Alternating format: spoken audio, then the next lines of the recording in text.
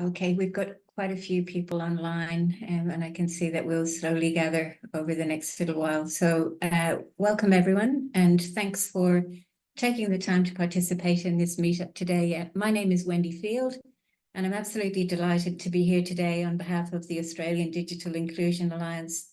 My day job is Head of Policy Programs and Strategy at the Smith family. I want to start by acknowledging and paying my respects to the traditional owners and ongoing custodians of the lands on which we meet today. And I pay my respects to elders past and present, and to Aboriginal and Torres Strait Islander peoples participating today in particular. We come together from many unceded lands across the country. And just note that across that footprint, there continues to be a considerable digital gap between First Nations and non-First Nations people in Australia. The Australian Digital Inclusion Index records the digital gap in 2023 at 7.5%. And that gap is, at 7.5. And that gap is particularly pronounced between First Nations and non-First Nations people living in remote and very remote locations, although of course it exists across most areas, regardless of remoteness. Again, welcome to the Australian Digital Inclusion Alliance Meetup. Today we're focused on the fundamental issue of access to appropriate devices as a key component of digital inclusion. We'll hear today from great speakers who are working to actively address this inequity and establish a sustainable response to a key affordability issue, but more of that soon. First, a bit of housekeeping.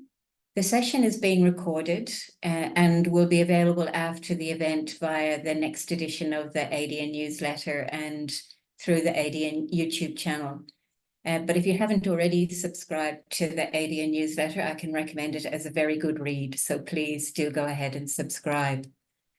We'll start today by hearing from all of our panelists, and then we'll move into Q&A session. And we'd really like you to get involved. We're here because we want to hear from each other. So please type your questions into the Q&A box throughout the session.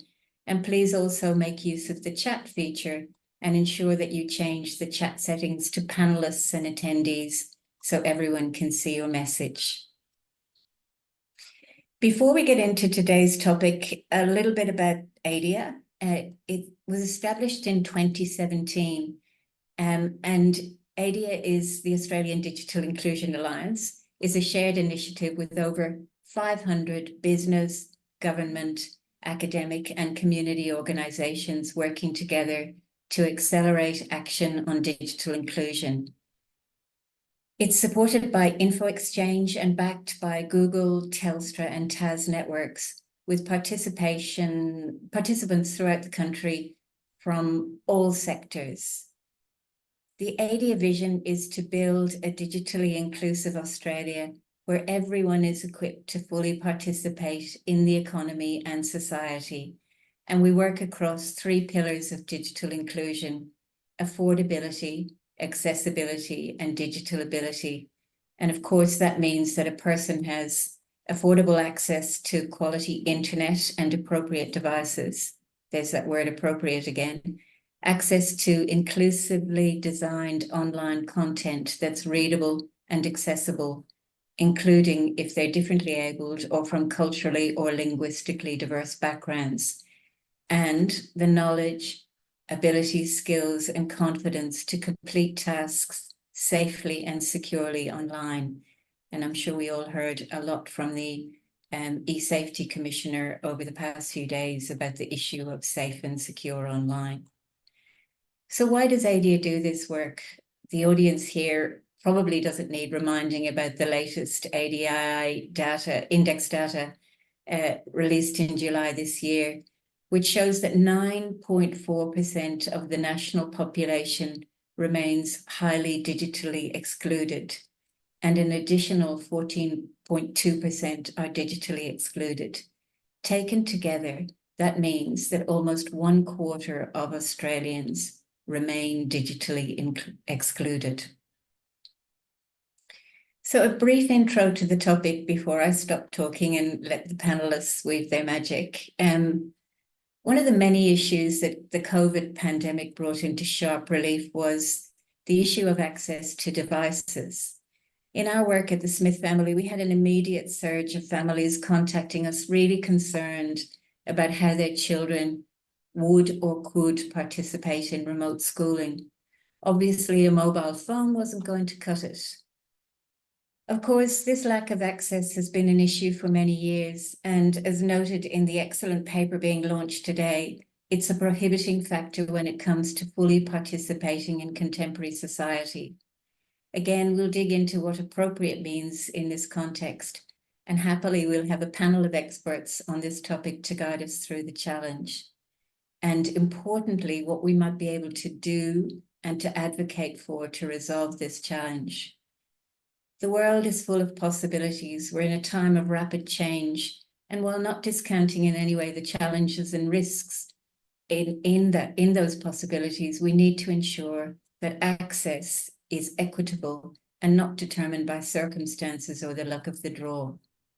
So I'm thrilled to introduce our speakers. We'll let them speak to their work shortly, but by way of introduction, I want to introduce Dot West OAM, who's co-chair of the First Nations Digital Inclusion Advisory Group, and we're honoured to have Dot with us today. Dot is a Noongar woman from the southwest of Western Australia with ancestral ties to the north, and has been living and working in the Kimberley region since 1977. Ms. West is a director of Broome-based Gulari Media Enterprises and its production arms Ramu Productions, and is well known for her writing on The Heights, Little J and Big Cuz, and The Circuit, which she also co-produced. Alongside her role with the First Nations Digital Inclusion Advisory Group, she's also currently a board member of Cinefest Oz Film Festival and Screenwrites, and a member of the expert panel for Digital ID. Ms. West has served on ScreenWest's Industry Advisory Group and WA's Screen Industry Diversity and Inclusion Leadership, as well as on the boards of SBS, NITV, ScreenWest, the Australian International Documentary Conference, and the National Indigenous Radio Service, and as chair of First Nations Media Australia. And in her spare time, she has time to be a grandmother and mother and a member of her community. Also introducing the excellent Kaitlin McDaid. Kaitlin is the CEO of WorkVentures, and she is a strategic, impact-focused executive with over 2 decades of experience across the commercial and for-purpose sectors. She's an experienced not-for-profit board member and a consultant to social enterprises. Kaitlin is recognized for her authentic and collaborative approach to both leadership and partnership.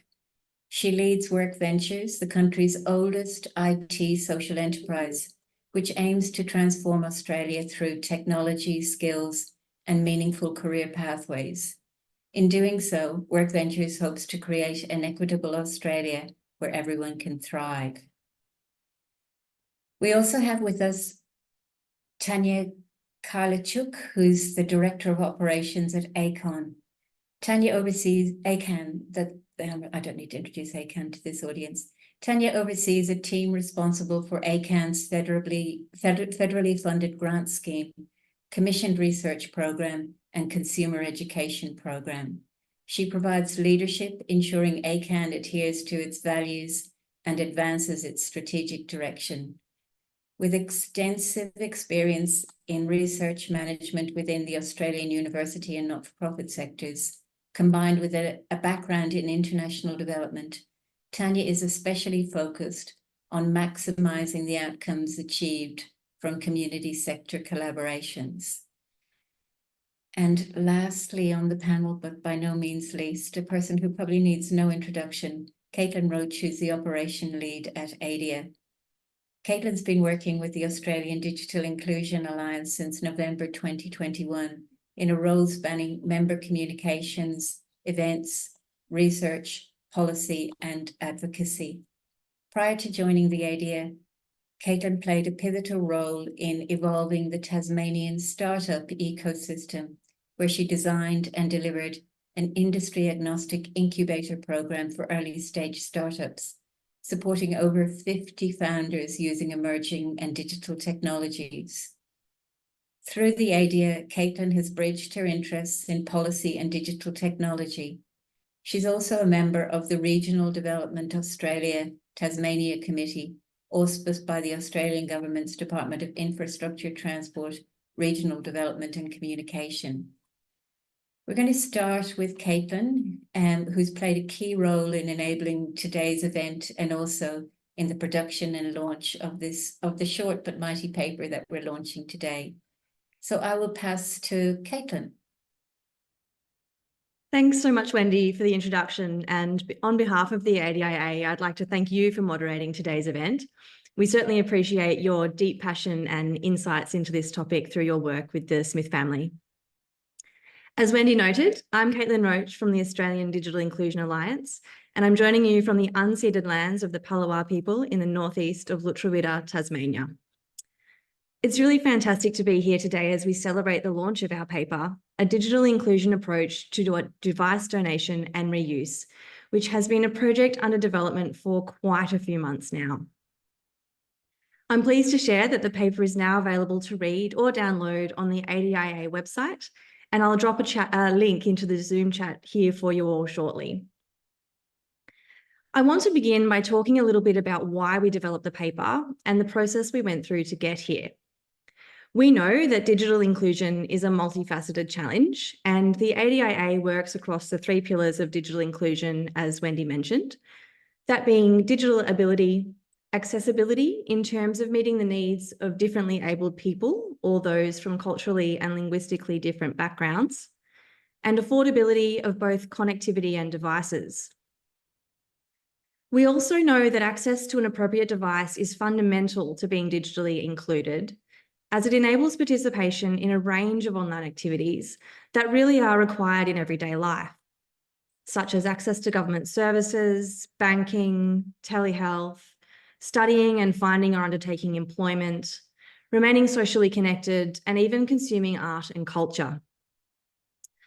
And while we don't have a holistic understanding of the demand for devices across Australia, I'm sure the nature of digital exclusion across the country is no surprise to anyone on this call, with the most recent Australian Digital Inclusion Index data showing that around 1 in 4 people remain digitally excluded or highly digitally excluded, and 10.5% of the population only has access to a mobile device, impacting their ability to participate online, as well as limiting their ability to develop broad digital skills.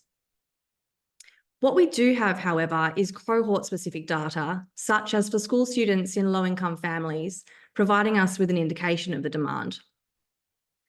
When you pair this with a huge amount of devices we know are refreshed regularly across the public and private sectors, there's an incredible opportunity here to link up those without devices and those that have surplus. And it's by no means the reasoning behind the development of the paper, nor today's discussion, but it's certainly worth mentioning the significant environmental outcomes of device donation for digital inclusion purposes, as opposed to e-waste in the context of the circular economy. We also want to acknowledge that donated and refurbished devices are just one part of the devices puzzle, and there certainly is a place for affordable new devices. And it's also important to acknowledge that regardless of where the device comes from, it's not a single fix to the digital inclusion challenge. And device access must be paired with an affordable internet connection and the ability to meaningfully use the device. So what we set out to do in developing this paper was to further understand the device reuse landscape, to find out who's doing what already and where the opportunities to further increase device donation might be. This has been a hugely collaborative project, as it's an area that the ADIA hadn't investigated in great detail before. When we began researching for the paper, it was a bit of a domino or snowball effect, where every time we would meet with someone working in or trying to address the challenge of access to an affordable device, each conversation would lead to a new introduction or the unearthing of a program we hadn't yet come across. And that's exactly how I met both Caroline and Tanya, who join us today. So getting to the point where we have stopped revising and finally published the paper was only possible due to the subject matter experts, some of whom are on this call, but many others who are also acknowledged in the paper. So thank you all very much for your contributions. Before I hand back to Wendy for us to continue the discussion, I'll just run through the structure of the paper quickly, hopefully to compel you all to go and give it a read or share it after the event.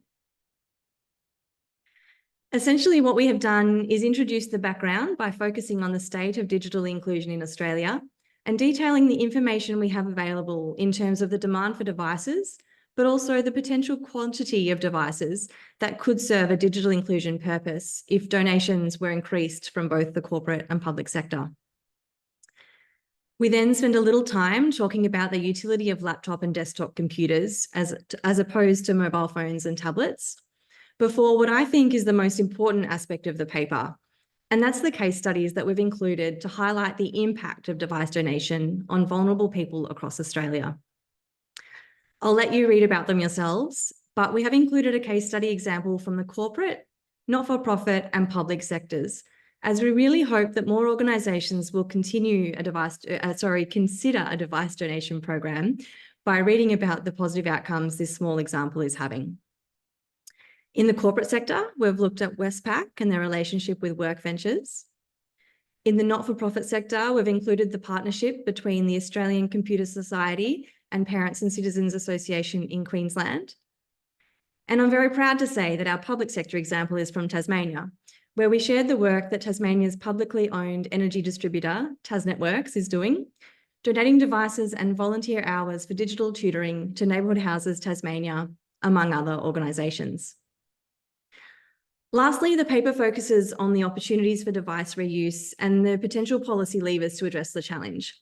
But I won't go into too much detail on that now, as I know Caroline and Dot will be covering some of those when they speak in a moment. Thank you. Thanks so much, Kaitlin. And, for us working in the sector, the paper is such a useful contribution to understanding the landscape. When we first started looking at device donation possibilities at the Smith family, it was really hard to understand who was doing what. So it's fantastic to have the paper. It's now my pleasure to pass over to Kaitlin McDaid. As noted, the WorkVentures have been doing some really great work on understanding the issues and then coming up with solutions. And Caroline's going to talk to us about some of that. Over to you, Caroline. Thanks so much, Wendy. And yes, I'm joining from Wallamodigal land of the Eora Nation, so also acknowledging elders past and present, as well as any First Nations people here on the call. And can I start by saying just what an honour it is to be part of this incredible panel of women, and a huge thank you to the ADIA for the opportunity to be here today. So as Wendy said, I'm the CEO of WorkVentures, and WorkVentures is a social enterprise and a not-for-profit, which has been around for 44 years. Our vision is for an equitable Australia where everyone can thrive. And we do this through the application of technology, skills, and meaningful career pathways to those whom we support. WorkVentures is and has always been built upon the principles of partnership. We work with corporates, governments, and not-for-profits, particularly in our work to bridge the digital divide. We work with corporates and governments to refurbish their technology, and we work with not-for-profits such as the Smith family to reuse this technology in holistic digital inclusion programs, which address the specific needs of the cohorts whom that not-for-profit is supporting. This includes cohorts such as lower income students, seniors, people in community housing, sorry, I've got a fly in my face, people with disabilities, people living in remote and regional areas, and First Nations communities. So using this model, we've helped to bridge the digital divide for over 100,000 people. However, we realise that that's really only skimming the surface of this problem, and so we're seeking to ramp this up through the creation of a cross-sector national device bank. More about that later. In WorkVentures' experience, closing the connectivity gap alone is not enough. Lack of access to a suitable device is really holding people back. And this was identified in a recent study that we did in collaboration with KPMG. So digital exclusion can have a really profound impact upon students. That was the report that we released in January. This study showed that involved 6 lower socioeconomic schools across 5 states. And what it identified was that 84% of students who lacked consistent access to a suitable device, again, there's that word, Wendy, appropriate device, struggled to complete their homework or their school assignments. This is despite, on average, around 90% of them having access to good connectivity. And noting that this was schools that were predominantly not in regional areas. So I know that connectivity is a different issue in regional areas. But these students often reported having to complete their homework or their school assignments on mobile devices. If we can just stop and consider that for a moment, imagine having to research multiple sources, collate this content, and use specific applications like PowerPoint or Google Docs or Excel to document the findings. And then imagine doing all of that on your smartphone. And this is what's being faced by many of our school students today. So around 25% of year 10s and 44% of year 6s reported not having adequate access to a suitable device to complete their schoolwork at home. When we provided these students with free devices, along with the support to operate them, almost 100%, unsurprisingly, reported using them for school purposes. What was more interesting was that over 8 in 10 reported an improvement in their academic grades as a direct result over the 9-month period that we provided these devices, or over the 9-month period of the study, the devices for theirs to keep. Some of the feedback we received from these students really highlighted the impact. So a quote we got from one student in St John's Park High School in Greenfield in New South Wales summed it up. He said, "I'm really excited to be getting a laptop because I can finally complete my homework. My family cannot afford a laptop. I've never had one, so this is a really big moment for me, and my learning will improve." Another year 10 student in Woodridge Senior School in Queensland said, "I can confidently complete work on time and learn alongside my peers." We know that there's around 10 million laptops, iPads, and PCs that are refreshed every 5 years by corporate and government agencies. And currently, there's only a really small proportion of that which are being repurposed for social good. 10 million, it's a really staggering number. Imagine the difference that even half of those devices could make. This would enable every student who needed to have access to one to have a laptop at school or outside of school. It could equip people in community housing to improve employment outcomes, people with disabilities to support their digital needs, and those who are living in remote communities to better access essential online services. So this is the vision for the National Device Bank, funneling much more of those 10 million devices to people who need them most. So the National Device Bank is aiming to have 1 million devices pledged over a 5-year period to create a new piece of social infrastructure. It's a pretty big, hairy, audacious goal, and we won't be able to do it ourselves. So true to our history, WorkVentures will be partnering on this. We've been working with Good Things Foundation and Good 360 to mould the shape of the National Device Bank, leveraging our combined network of over 6,000 not-for-profit and community partners as a potential distribution network. We're currently talking to state and federal government, as well as several large corporates, about supporting the drive for more devices. We're working with the leasing industry to free up devices coming back from leases to use in the National Device Bank. We have a global consultancy firm helping us pro bono to build out the framework to help us address the scale equation, which we believe will enable us to scale refurbishment up to commercial quantities. The premise behind the National Device Bank is not only that we scale up donations, but that we use a model which sells one to fund the donation of a second. So in doing so, we create a sustainable model that ensures that it lives on in perpetuity beyond any funding sources drying up. We're also partnering with NBN and the First Nations Digital Inclusion Alliance to launch a pilot program supporting First Nations communities with devices being donated by NBN. Together with NBN and FinDiag, we've identified 4 communities for potential inclusion. These were selected based upon current availability of connectivity and the community's existing inclusion in the Mapping the Digital Divide research. This will be a First Nations community-led project with a robust impact measurement framework, and it aims to closely align to the recommendations set out in the First Nations Advisory Group, which I'm sure Dot will talk to shortly, which is probably a good segue for me to pass back to you, Wendy. Caroline, it's great to hear about the work being done through WorkVentures and that important research you did on impacts with students with KPMG. And of course, that gap today has implications for their chances tomorrow. So it's a really important issue to surface. It's now my absolute pleasure to pass over to Dot West. I've already gone through Dot's CV. She has deep experience to bring and share with us today. So I'm going to pass directly to you, Dot. Thank you.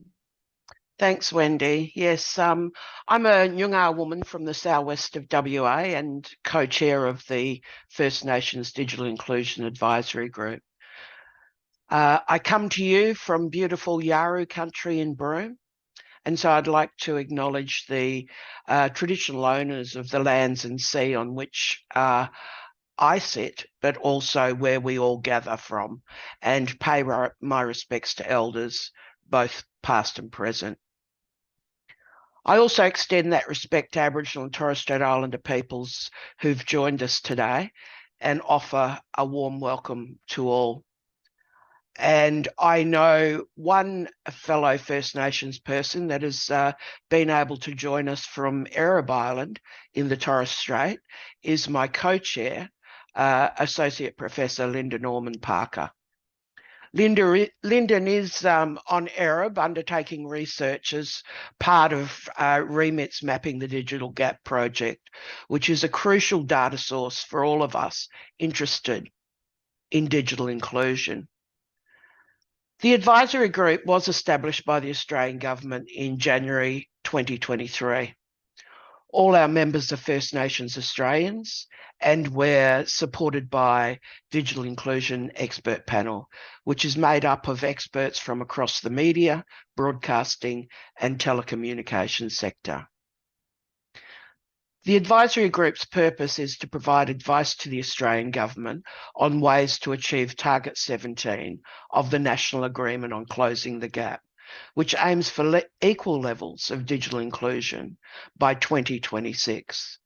The target came about during my time as First Nations Media Australia Chair, working with the Coalition of Peaks. And I note Claire Stutchbury is also attending this, so I give her a nod because she was First Nations Media Australia Policy Officer at the time and worked very hard with the Coalition of Peaks alongside myself in building on proposals from Broadband for the Bush Indigenous Focus Days during the last decade. It was a real challenge trying to get this target included in the Closing the Gap framework because whilst we knew there was a big digital divide, there was no data to support our claims. In the bigger picture, Target 17 aims to achieve Outcome 17, which seeks to ensure First Nations Australians have access to information and services enabling participation in informed decision-making regarding their own lives. It's our view that digital inclusion is a human right, as highlighted by the United Nations Secretary-General report, which said connectivity is no longer a luxury, but a lifeline to working, learning, keeping in touch, and accessing essential services. Digital inclusion is not about forcing everyone online. It's about ensuring all Australians have the choice to share the benefits of being connected and not be excluded from an increasingly digitised world. In October last year, the advisory group published its initial report with over 20 recommendations based on extensive engagement with First Nations organisations, government and industry. It's available online for those who'd like to have a read. The initial report covers three broad themes, though: improving all elements of digital inclusion, to address the lack of data on digital inclusion levels for First Nations Australians, and ensuring genuine engagement and collaboration with First Nations Australians in addressing the digital divide. These recommendations are a starting point for the advisory group's advice, and we will build on them in developing our First Nations digital inclusion roadmap across 2024. We're pleased to see the Australian government has delivered on our recommendation to provide community Wi-Fi in around 20 remote communities, and we will engage with NBN Co and the department on the delivery of this measure. Central to our advice is that there's no single answer, and what digital inclusion means to First Nations people will vary. For some, digital inclusion means to simply be able to access essential services safely. It could be opening up to on-country education and employment opportunities, but for others, it may mean being at the forefront of digital innovation with a unique First Nations perspective. The recommendation for a national device bank in our initial report is based on the principle that access is about more than just proximity to telecommunications infrastructure, but also about access to devices. Without a functional mobile, laptop, or home computer, First Nations households are at risk of being digitally excluded, even if they are within range of mobile and broadband services. This recommendation draws on both local and international examples of how reusing devices can bridge the digital divide. In the UK, for example, the National Device Bank aims to provide 2 million households with refurbished, donated devices free of charge. These devices are donated by businesses nationwide and then distributed via local community organisations. There's many advantages for a national device bank. It reduces the financial risk on First Nations people in finding the right device that suits their needs. It provides more personal support where the incentive is to help people find the right device rather than sell the most expensive product or lock them into a contract. It also gives First Nations people greater financial freedom in choosing prepaid internet and mobile plans. It ensures no one is left behind as the world and essential services becomes increasingly digitised. And it reduces e-waste and allows every Australian to contribute. As Caroline has already indicated, NBN Co have partnered with WorkVentures to trial the distribution of devices. The advisory group has been providing advice to this partnership on how best to target First Nations communities, and we look forward to seeing the results of these trials. Just one other important element to donating devices. We need to ensure they are in robust casings for longevity of the devices themselves and that they could travel across our rugged country quite well. The advisory group would also like to hear from those on the ground where a device bank could be life-changing. I'd like to thank you for listening to me, and I hand you back to Wendy. So much, Dot, and a huge amount covered there. The issue of choice really resonates. No one's solution really resonates, and finding the right device. Before we move to Tanya, who's going to talk to us about ACCAN's approach to finding the right device, I think I'm just going to pass back to Kaitlin to do a cross promo. We're doing cross promos. Back to you, Kaitlin. Thank you. It just sprung to mind as Dot was speaking about Target 17 and the roadmap that we're really delighted that Dot and her co-chair Lyndon at the First Nations Digital Inclusion Advisory Group will be joining us for our April meetup as well. So if you haven't already, please sign up to the ADIA newsletter, as that's where the invitation will be issued. But that's a topic for next month, and let's get back to the devices. Thank you. Thank you. And just a reminder to people to pop any questions or comments into the chat, and we'll pick them up after the panel session. So lastly, to speak to this is Tanya Karliychuk. Sorry, Tanya. We had a long conversation about surname pronunciation before we came online. But I'll pass to Tanya. At the Smith family, whenever we wanted guidance on what our advocacy approach should be, we would always look at ACCAN's website. They've been such a strong and reliable player in this space for such a long time. And I'm going to pass to Tanya to talk to us about the important work that they continue to do. Thank you, Wendy. And yeah, it's such an important topic today, and we're really delighted to be part of this conversation. I'm joining you from Karliychuk land in Darug country, just outside of Sydney. So what I'm here to talk about today is a piece of research that has eventuated into the affordable devices service that we now provide on our website. So it's now live. And this research came out of a curiosity and a concern around how people do access those devices that they really need, especially if they are struggling to with the costs of connectivity. And devices, as we've heard, is such an important part of that. A couple of years ago, we did an earlier piece of work which looked at affordable plans. And so we brought together a list of the places that people can go to access cheaper phone and internet plans. Usually there are some eligibility criteria attached to those. And now this piece of work is around the affordable devices part of that. So this is around if you're looking for a mobile or a tablet or a laptop or a desktop, you know, where do you go to find something that's more affordable? And hopefully in the chat we've put a link to affordable devices, so you can all go off and have a bit of a squiz while I'm chatting. But when you do go there, what you'll see is buttons for your state or territory, so you can choose whereabouts in Australia you are, and then you can choose the type of device that you're looking for. Now, when we entered this research, when we begun it, what we thought we were looking for was government or community sector-led programs for people to access either free or very low cost devices. We did find some of those, but it's a relatively small number. The other part that we found, which was a bit of an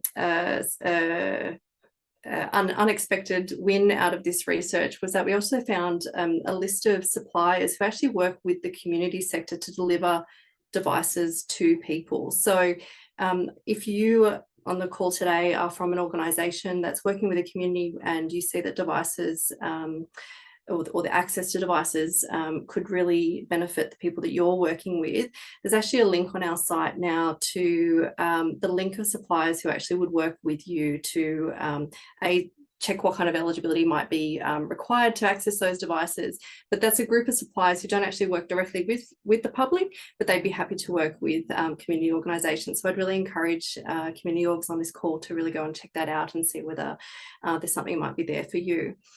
But the large piece of this research, which was unexpected, perhaps in hindsight, not surprising, but it wasn't quite what we were looking for at the time, was just this whole world of refurbished retailing. So we found over 100 suppliers who are online, ready to sell their refurbished devices. And of course, these all come at a more affordable price tag. Of course, what's affordable for one person is not going to be affordable for everybody. And certainly another takeaway that we got from this research is just how unregulated this space is. You know, there's not a lot of consistency, and it's really the onus still is on the consumer, on the person, to really understand what it is that they're getting themselves into.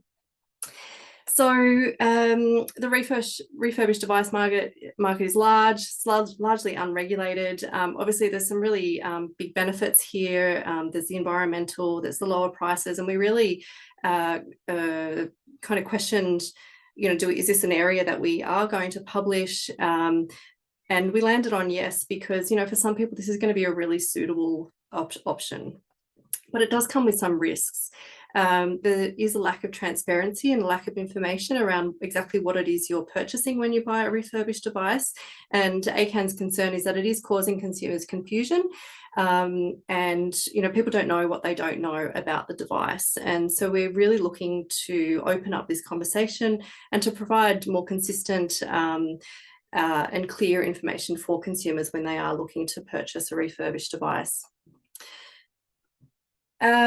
One of the things I thought I'd point out is around the language that this sector uses. So there's a real difference between what is secondhand, what is repaired, and what is refurbished.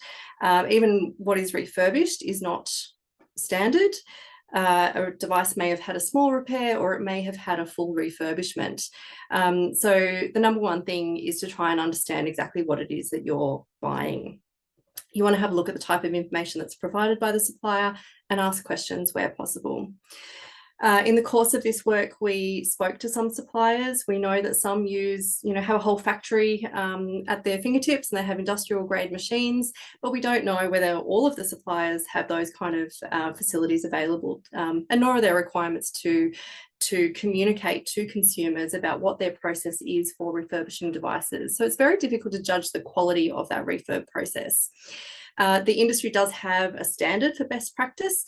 There's not a lot of transparency on what that best practice is, nor is there oversight or any requirement for suppliers to follow it.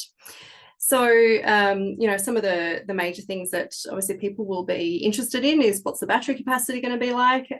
One of the suppliers that we spoke to said that there should be a minimum 80% capacity for it to be fit for resale. And then, of course, there's the privacy concern. So has the device been properly wiped? What steps have been taken to fully reset this device to factory settings? Replacement parts is another question. So were genuine replacement parts used or non-genuine parts? The information that we received is that sometimes non-genuine would be completely fine, but again, information to the buyer about what is used and how this has been done is really important here. So we know that some suppliers have a 70 to 80 point check. Some will give a 12-month warranty on top of that. And obviously, you're probably looking for a device that's more on that end rather than a device that has less information around it. We also found that there are grading systems used for these refurbished devices, but again, there's no consistency around that. So there's a voluntary industry standard around grading. Some will use words like excellent, very good, good. Others will use a traffic light system, but there's very little information for consumers there around what each of those means. So, really where we came to with this research is that there's a real opportunity out there for more free and very low cost programs, either delivered via government or by the community sector, because for some people, a refurbished device will still be out of reach. So there's a lot of great progress in understanding that refurbished process, but there's still also a lot to do, and we'd really like to help fill that information gap and also make this process a whole lot more transparent. So our intention is for affordable devices, the website, to evolve over time. We'd be really keen to hear your experiences of using it. There is an email address there on the web pages. That email address comes to me. So I'd really welcome your input and feedback. So much, Tanya. It's such a useful addition to the landscape of understanding what's going on out there. We might just, before we move to, I can see a couple of questions coming in on the Q&A and encourage people to continue to add questions, but we might just run to a couple of my questions because I have the microphone, if that's okay. And the first one for you, Tanya. You mentioned that the ACCAN consumer resource found only a small amount of offers specifically targeted at low-income consumers, that being a free or discounted device. What's ACCAN's main advice when it comes to purchasing or obtaining a device? Really looking about what that support is after purchase. So does the supplier offer a warranty? Is there any kind of guarantee around quality? If you're unsatisfied with the device that you have received, is there recourse for returning for either an exchange or a refund? There's a lot of variety out there between the suppliers around what they offer. And I think that's, a good place to start around, what to look for before making a purchase. Dedicated customer support, a lot do have it, i.e. an email address or a chat function or a phone number that you can phone to talk to somebody before you make a purchase. But also, of course, that's going to be really important if you find that the device is actually not suitable for your needs. And the other thing about that is just the quality of their process to get there. So what do they mean by refurbished? What information do they have on their website that they can provide to you about the steps that have been taken to actually clean and prepare this device for resale? There's a huge variation out there about what's provided to people, and so that's a really a key step for people to look for if possible. Very much, Tanya. And I might just move to a question to Caroline now. So in her overview, Caroline, Tanya raised the issue of concern about device erasure, especially looking at large organizations or government departments. Can you talk us through both the process of device erasure and also the experiences of organizations that you at WorkVentures have worked with? Yeah, thanks, Wendy. Look, securing and repurposing devices is not a new process. In fact, there's an entire industry, as Tanya alluded to, that I think globally is worth about 16 US billion, which has been doing this for decades. So the industry is known as the IT Asset Disposition Sector, ITAD, and it's used by companies and governments around the world to collect and data sanitize devices. So it's typically the sector who takes ownership of devices at the end of their useful corporate life, or at the end of their leases, and then they securely wipe, store, and resell those devices, normally to overseas markets. And what WorkVentures is doing is in many ways not actually any different from that sector. We use the same processes, the same industry software to wipe the devices, we adhere to the same standards, which Tanya said sometimes is, can be a bit inconsistent across some organizations. So there are standards, but they're definitely, I don't think they're consistently applied. We have the same, security in the warehouse. I guess what's different between what we do and the rest of the sector is that we're not doing it to drive profit, but doing it to drive impact, and to support communities here in Australia that wouldn't otherwise be able to access the type of technology that big corporates and governments use. But as Tanya said, the device on its own is not enough for most people or for the people that we're supporting. It needs to be supported, through a warranty. So all of our devices have warranties plus tech support for a period of typically at least 12 months. And connectivity, if there's connectivity available. So typically the process, once a company's decided to donate a device, is that we would send a team out to engage, understand the location, the condition, the specifications of the technology, and then based upon that, we'd work out the best way to collect them. So in Sydney or Melbourne, that involves a team coming on site, collecting it and bringing it back to the warehouse. Typically then it's scanned in and data wiped. So that process of ensuring that all of the data is securely removed and permanently removed. So there is an industry standard software called Blanco, which is used to do that across the ITAD sector, and that's what we use as well. In some instances, devices can't be wiped. And if that's the case, the hardware would just be, the memory is just physically removed and destroyed. And unfortunately, in that case, devices would probably just be used for parts or e-wasted. As part of that process, then what we would do is grade the device to check whether or not it's reusable for digital inclusion purposes. If it's not, then we look to resell it commercially to help fund programs. If it's where it's not usable for digital inclusion programs, or farm it for parts. And then anything that's not usable is securely e-wasted according to these R2 standards. Under the National Device Bank model, which I mentioned earlier, where programs don't have any other funding, we'd be following that one for one model. So one device would be sold to fund the donation of a second device. And as you mentioned earlier, Kaitlin, we've been doing this for decades with corporate partners such as Westpac, as outlined in the ADIA paper. And we started that in 2002 with Westpac when they were looking for a process to try and find an environmentally sound solution for their end-of-life technology. And since then, they've donated over 44,000 devices, which is really quite incredible when you think about that impact. We've also been working with NBN on this for almost a decade. More recently, TAS Networks, which you mentioned.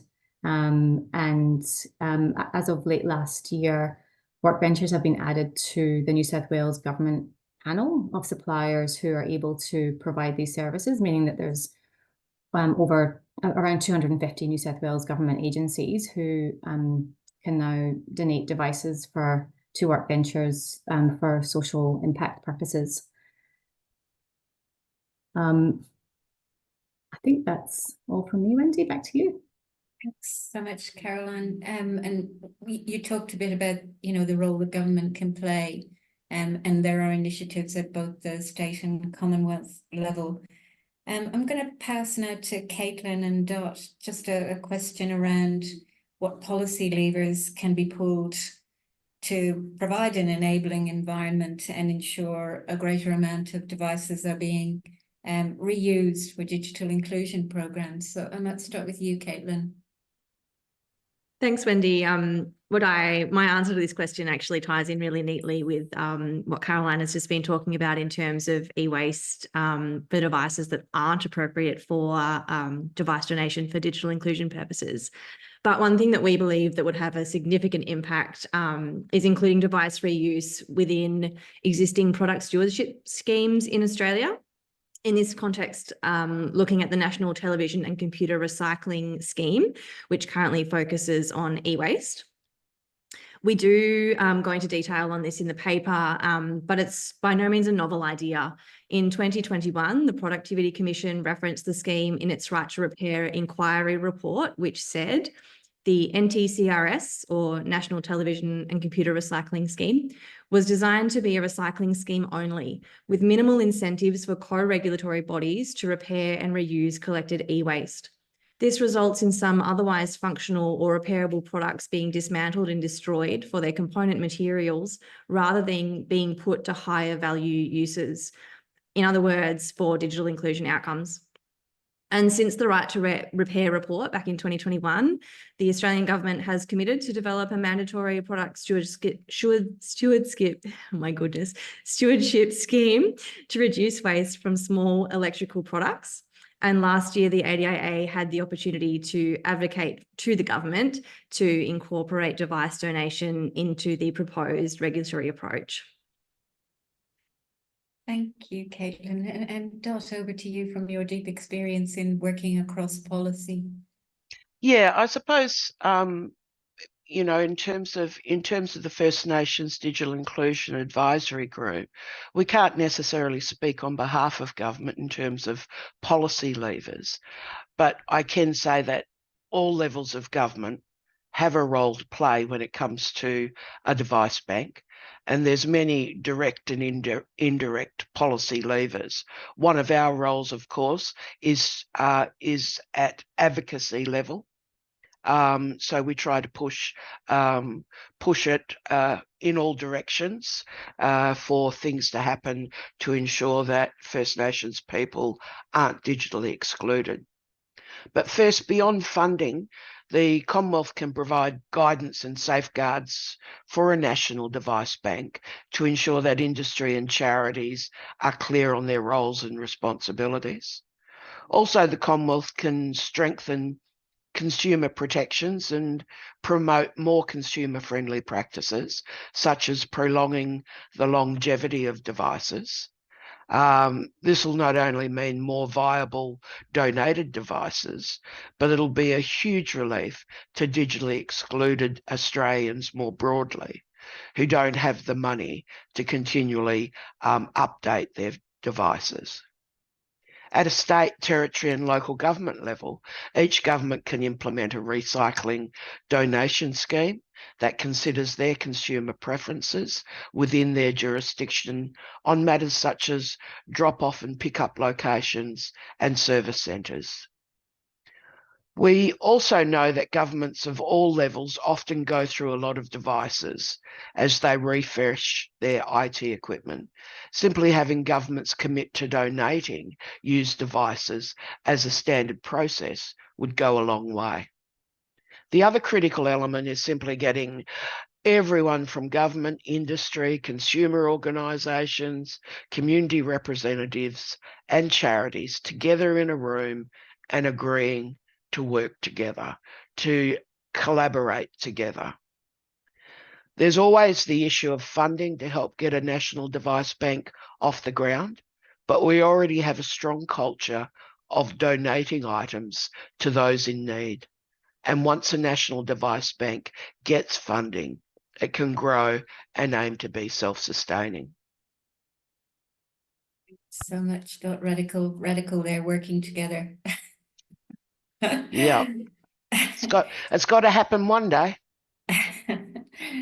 Before we move on to some questions from our audience, I'm just going to ask each of you to respond to this question. What would you like to see as an outcome of both today's event and of the launch of the ADIA paper? I might start with you, Kaitlin, and then we might move to Caroline, Tanya, and then on to Dot. Thanks, Wendy. Well, I just wanted to come back to something that I talked about in my introduction, and that's just the nature of the snowball effect that we found when we were researching the paper. And we very much welcomed the fact that every time I would have a conversation with Caroline, she would introduce me to Tanya, who would introduce me to somebody else who had a small or large device donation program happening in their organisation. And so I think I just wrote down and underlined collaboration as Dot was speaking. I think that the more people that hear about these positive outcomes, the more that we can encourage people to find out what's going on in their organisation, have a conversation with the right people inside to see whether, you know, they've got a lease program in place or whether items are being sold or donated to e-waste, to try and encourage bigger uptake of device donation for digital inclusion purposes. And for the people that are on the call today or who might be watching the recording later, we have the people on the call here now who can help point you in the right direction if you don't know where to start. So I guess just encouraging people to have conversations within their workplaces and organisations to try and increase the amount of devices that we have available. Caroline. Thanks, Wendy. Yeah, look, similarly, I'd just love to see a really rapid increase in the device donations, particularly from corporates and governments. I think historically we tend to avoid devices coming through from individuals just because of that lack of consistency in models. Generally, they get used a bit longer, so there's not really a second life for them. So it's really corporates and governments that we focus on. Indeed, I think to Dot's point, we'd just love to see all federal and state governments donating where possible for social good purposes. I think one of the data points captured in the paper identified there's about 2 to 2.5 million laptops, PCs and tablets refreshed every 5 years by government alone. What an impact that would make, you know, if we were to repurpose that alone. And just as a matter of course that all public sector repurposes rather than selling at the end of useful life. You know, when you think about rebates that might be currently received, so I think currently a lot of governments might receive small financial rebates for devices at end of use. When you compare that to the uplift of a child being able to do their homework, you know, it's very difficult to justify that small rebate, financial rebate that might be received, and when you compare it to the impact that device has more broadly on society. So yeah, I'd love to see public sector leading the way. Obviously a lot more corporates as well, but I think there's a really strong case for you know, a blanket policy across state and federal government. Caroline, a call to action for any government colleagues on the call today. Over to you, Tanya. Thanks. And Caroline, we're currently discussing what we can do with our end-of-life devices, so we can add three to the pile. But obviously we're much smaller than most. So look, our what we see as the biggest need here is for better information for consumers. So we'd really like to see a more consistent approach to telling consumers what they should be looking for and what they're getting when they're getting a refurbished device. And ACCAN will be developing, some advice over the next couple of months to add to our affordable devices website. And I'm pretty sure I'll be in touch with a few people on this call around getting their input on that. But yeah, very much at the moment it is buyer beware, and what we have listed on the affordable devices is the supplier, whether the supplier is a regular commercial retailer or if they're a social enterprise, and that may just help people make a decision around which suppliers they wish to seek to engage with. Thanks. Great, thank you, Tanya. And Dot, back to you. What would you like? Yeah, Wendy to say? certainly agree with everyone's comments this morning. I suppose I'd like to see even more momentum and support for a national device bank, including a First Nations component to ensure that the new unique challenges of our people are considered at the very start. And although we speak of a national device bank as a nationwide initiative, the advisory group has also advocated for place-based solutions, which means using the unique experiences, expertise and knowledge of First Nations communities and local experts. We need to consider the wider economic, demographic and cultural elements that can be uplifted or enhanced by the employment and engagement of First Nations people and businesses to be part of this initiative from the outset. This will create buy-in and uplift skills, knowledge and experience across the board. But simply put, if we want success, don't do anything for us without us. This includes local organisations, charities and state and territory governments who might not play a direct part in the device bank scheme, but can enhance it by linking with their own employment, health and education goals. Thanks so much. That's such a a great vision for us. We might move now to some great questions that have come in from the audience, and we'll start off with a question from Mike Hill. And Caroline, this might be one for you.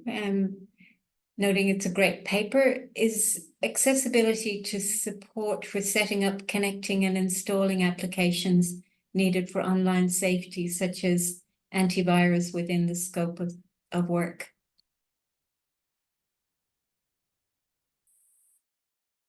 Thanks, Wendy, and thanks, Mike. Really great question.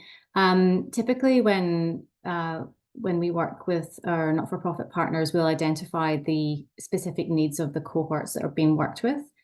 At this point in time, the intention for the National Device Bank was to incorporate the device and the support, the kind of inbound digital coaching for people that may need that help.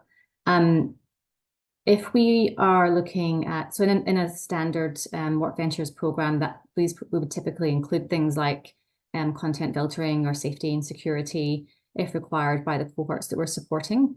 If we're looking at that to be incorporated as standard in the National Device Bank, we might just need to kind of tweak the model a bit around, potentially not being 1-for-1, but 1.2 for 1. It's really just testing and learning at this stage. As we scale up, and the more scale that we get, the lower these costs will be of incorporating additional kind of safety and security elements. At this point in time, it's a little bit test and learn, I think. Thanks, Caroline. Did any of our other panelists want to add anything there? Wendy, I know there's another question coming up that has a digital ability focus, but obviously that Mike's question did touch on that as well. I think it's been very evident in all of the work that the ADIA has been undertaking over the past couple of years that a digital ability uplift is a really important focus for Australia as well. And so whilst we acknowledge that it's an important part of today's discussion in terms of people do need that digital ability to use their device in a meaningful way once they are able to access one, I guess I just wanted to call out that in every piece of work we undertake, we have a response around ability. So, for example, we've also been undertaking some research around affordable internet connections, and in that small piece of work, one of the pieces of feedback we got was that an internet connection is not enough. Also, people need to have the digital ability to use the online world safely as well. So there is a whole lot of work going on in that space as well. Certainly not just focused on devices, but I just wanted to acknowledge that too. So much, Kaitlin, and echo that in the work that we do at the Smith family.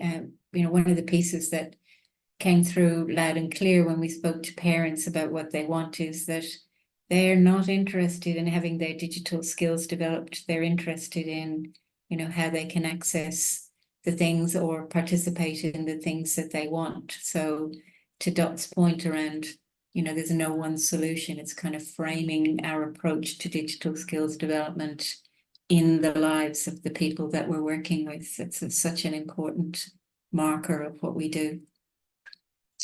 Thanks for that. I'll move on then to an excellent question from Vision 2020, and thank you for this. Is the device bank aware of freely available screen reader or magnification software for people with vision impairments? This could be a huge help to people seeking access to devices, for example, parents of children with vision loss who aren't well educated about the options. Very good free options now available for Windows, Mac, and Chromebooks, but unfortunately there are some tricky areas, for example, Android, somewhat behind iOS. Vision 2020 Australia is happy to assist. This is a really valuable project. Who would like to respond to that one? I can have a go, Wendy.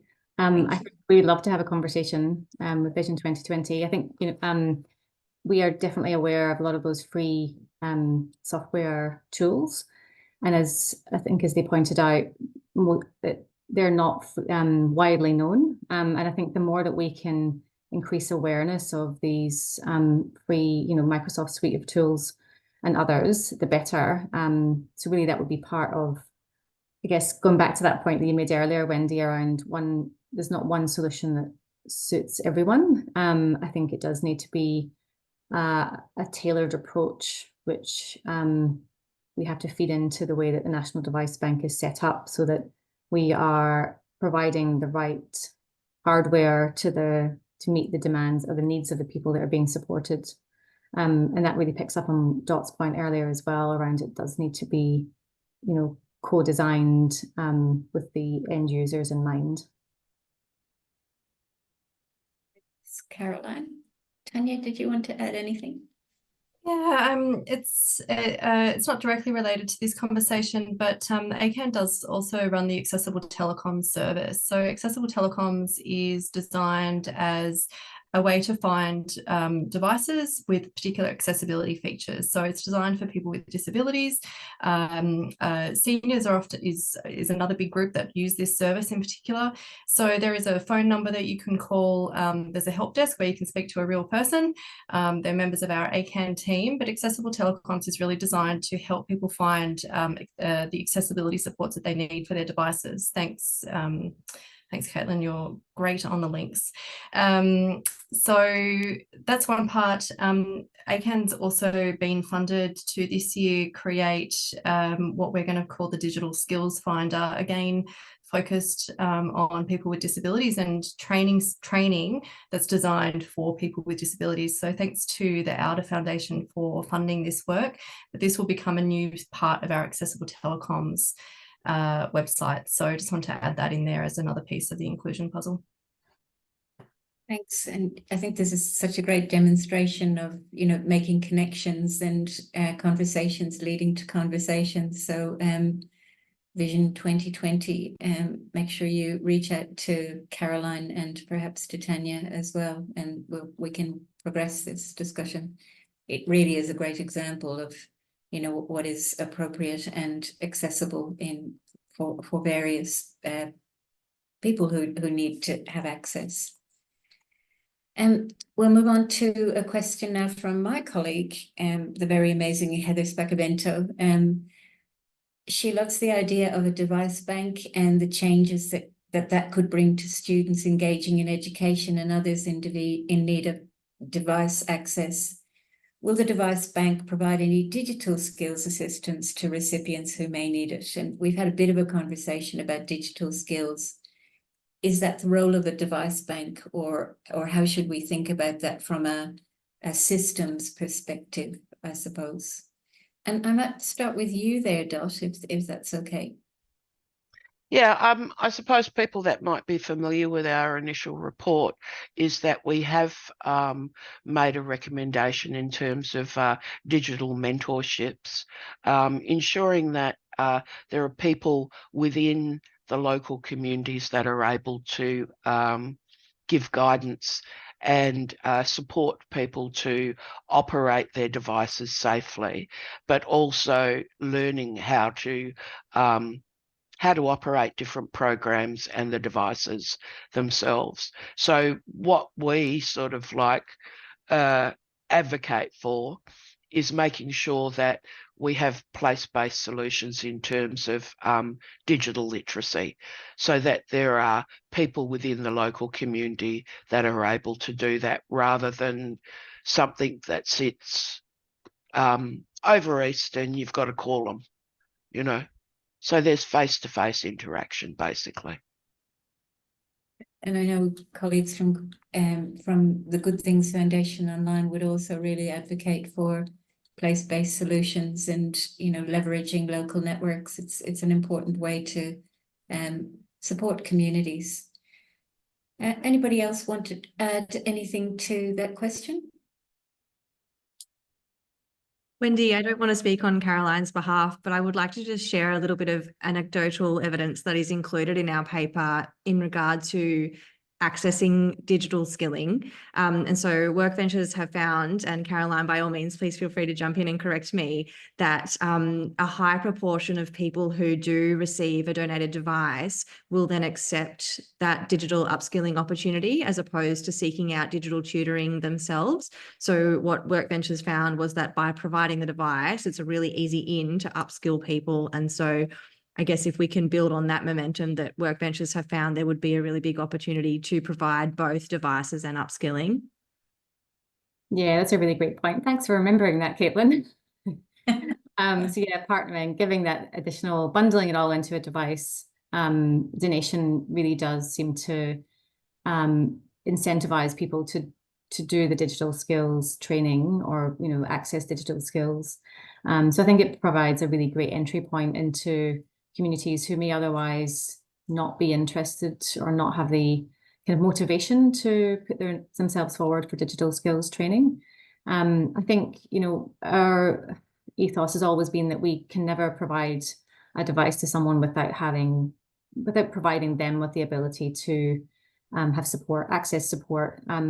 So I think that would need to be, that's absolutely the intention for all of these devices that are provided, that there's the ability for those people to have a single phone number to call, or, you know, chat function to contact, to be able to help them through any tricky situations that they have. But yeah, to your point, Wendy, the other reason, you know, really important reason that we are partnering with Good Things Foundation on this is that obviously they have that really, you know, big strength in digital skills training, with a, you know, a really large network of digital mentors. Caroline, and I'll put out to Kaitlin a challenge to Caitlin's link finding skills. Info Exchange actually did a really great report on sort of development of digital skills and that issue of sort of fitting them around people's lives as opposed to expecting them to go, okay, this is the standard I need to get to. That was such a good read. We'll move on to the last question, and an excellent one from P. Griffin. Will devices be supplied with basic software such as Office 365, or do users need to identify and load suitable software? I think the answer is probably it depends, but I might start with you, Tanya, just your experience with the resource that you're now providing. Sure, thanks, Wendy. It's not something that we specifically looked at. My sense is that most of the devices would not have those kind of software installed. And certainly when you're looking at the commercial retailers, I wouldn't expect that it was something that consumers could expect to find on their devices when they buy them. But Caroline might have more insight from, at least from WorkVentures' perspective. Yeah, so from our perspective, we do provide the Microsoft suite on all the devices which we're providing. However, that said, I think going back to your point, Wendy, it does depend. So we are having a look right now at whether there is an opportunity to convert devices into Chromebooks, which actually can potentially further extend the useful life of a device because it uses much kind of lower memory. So that's potentially an option for, for example, if we're looking at schools, primary schools do tend to use more Chromebooks. So that could be an option to potentially help a broader cohort and potentially open up a larger device pool by converting some of those devices into Chromebooks. So there are different options. As I said, currently WorkVentures provides all of the devices with the Microsoft suite, but the feedback we've been getting from some primary schools is that that's not necessarily required. Thanks, Caroline. We're at the end of our audience questions. So I'm probably in the happy position of being able to give people a few minutes of their day back so they can make themselves a cup of tea before they head into their next meeting. Just, such a great discussion today. This paper, again, is adding a layer of clarity in quite a muddy landscape, and, continuing to talk to each other to make links across the sector will be absolutely vital. I just want to thank our really great and accomplished and very expert speakers today. Thank you for your time and your wisdom and for the ongoing work that you do on addressing digital exclusion in Australia. We share a vision around a digitally included community where everybody has the same opportunity to participate. Also say thank you to the attendees. You are the network that make this a network. So encourage you to share the link with your colleagues and open up a water cooler conversation about the issue of devices and digital inclusion. And of course, if you're in a large company, think about how you might contribute to the bank as it gets set up. So thank you, everybody, and particularly thank you to Kaitlin, who was the organizing machine behind this and continues to leverage the network to do good. So thank you, Kaitlin. Thanks, everyone. Thanks, everyone. Thank you, Wendy.